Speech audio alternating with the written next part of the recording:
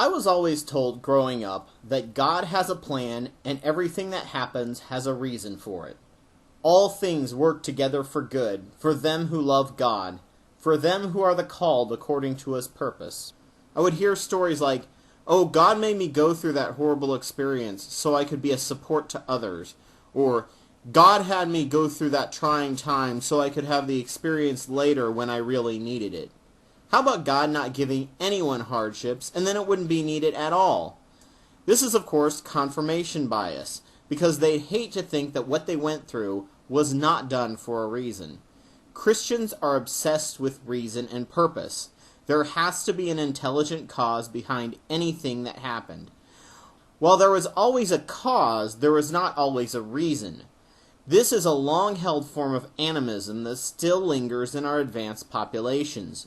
Instead of being able to see that, no, you went through something horrible and it was random chance, and it happened, they have to assume that some great or malevolent force caused it. Maybe God, an angel, a demon, or maybe a witch. I bet it's that bitch next door who won't give me the time of day that cursed me. That's why all this stuff is happening to me.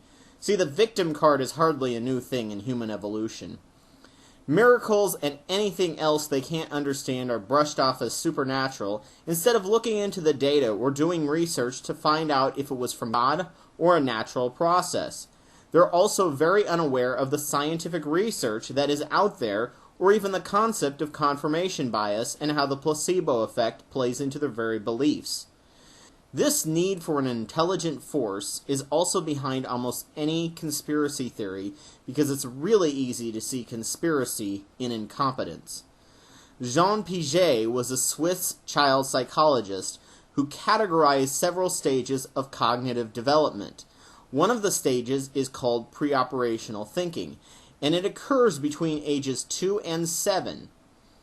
The children are capable of many types of thinking, but they're incapable of logically reasoning or simultaneously considering many characteristics of an object. They are also unable to reverse their train of thought. Once they are thinking about something a certain way, there's no changing it.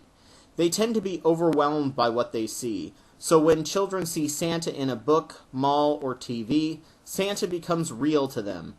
It doesn't occur to them to think how Santa might get to every child's house in one night, or why the toys are all the same ones that they saw in the stores last week.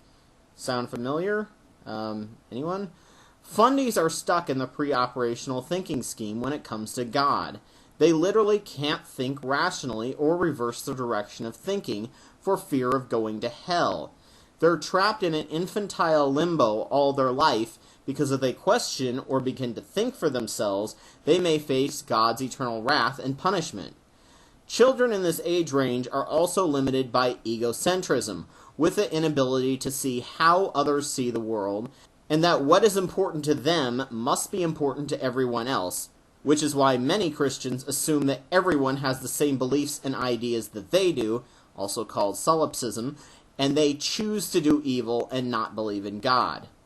Black and white mentality is strong at this age. It's called pre-conventional morality, where consequence determines morality, and behavior that is rewarded is right, and that which is punished is wrong.